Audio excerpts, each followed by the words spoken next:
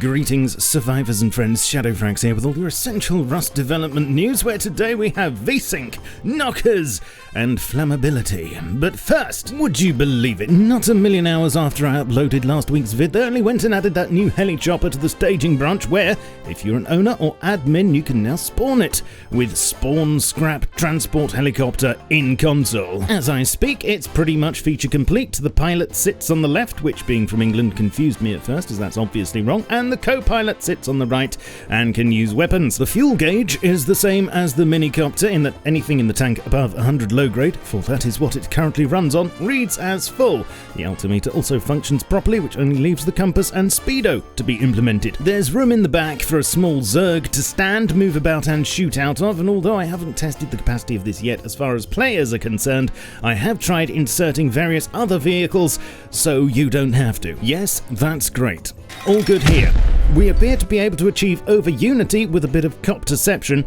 Very relaxing. Horses manage to clip-clop through, sadly. Hopefully that gets fixed so we can get them in the back. But by far the most viable is this, and even though it does make flying difficult, if you can find a use for it, then please knock yourself out. I also checked to see if I could catch an airdrop, and yes, I think I nailed it. Other facts you should know. There are 2 tanks for low grade, which act as one. The capacity is 500.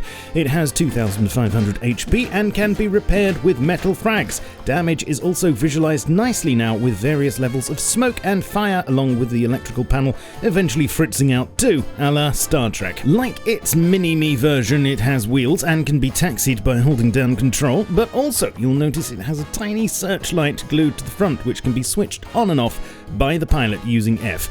Incidentally, this also makes you go to red alert. Oh, and it's possible to harvest metal from a crashed one. I'm not sure yet where this will spawn or how many will be available on a map. Those things are yet to be decided, but it does look like it'll be merged in and go live for everyone with the next patch to main on September the 5th. Something very sexy for content creators now, which means me for one. The Debug camera received some new functionality this weekend on staging. For those of you who make cinematics, Q and E now let you move vertically.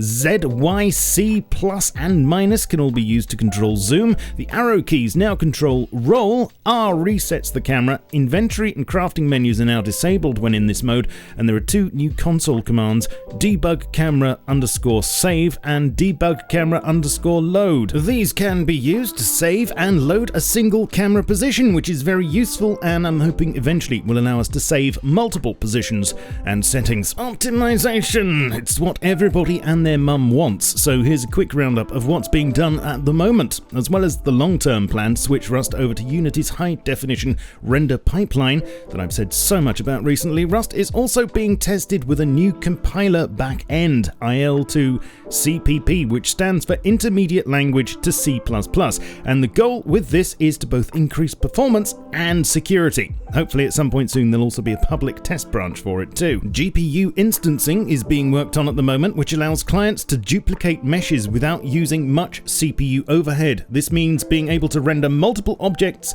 in a much cheaper manner, and hopefully this will boost client performance quite a bit. Already it's been added to tools, various materials and terrain, although the last one has had to be reverted for now. There were also improvements to garbage collection and better cleanups for when items are killed. There's a lot of work going on to improve the performance of power lines and electrical wires. A simplified perf convar for those of you interested in seeing how your game's running.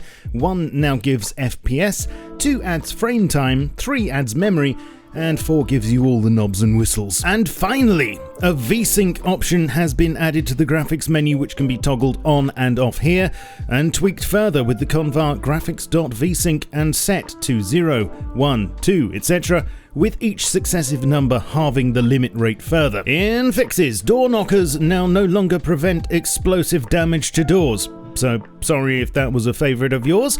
Disabling the HUD will no longer allow you to see through smoke, and there has been a general tidy up and tweak to the UI with better cropping on some icons. Still works in progress, and although they're still a way off, modular vehicles are being heavily worked on, with commits mentioning flatbeds, storage containers, wheels, engines and wheel smoke effects.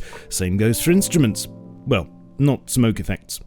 Unless There are commits related to piano and drum notes and work on inputs, plus a model for a trumpet. Seems to have been done, but I don't have any visuals yet. As mentioned last week, new electrical components are on their way, including a potentiometer and seismic detector for raid alerts. There's also mention of a decay detector, plus support for notifications to be sent directly to players and teams. I think we're going to have to wait to see how this is implemented though, so don't get too excited just yet. The community blog is back. After way too long without it, there will now be a roundup of the best stuff from the community once again at the midpoint of each month. I'll leave a link to this in the pinned comment for you. And finally, remember this?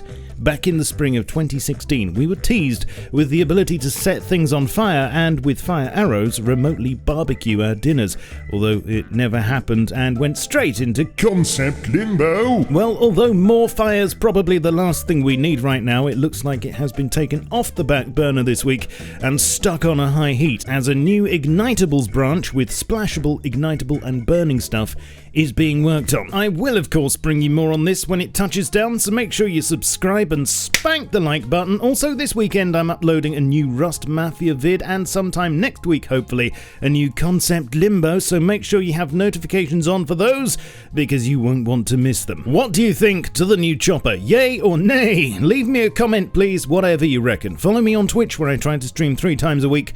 Keep updated with me on Twitter, Facebook, Discord, and my Steam group, and support me on Patreon. Links in the pinned comment. I shall catch you all very soon, but in the meantime, keep calm and stay rusty. Cheerio.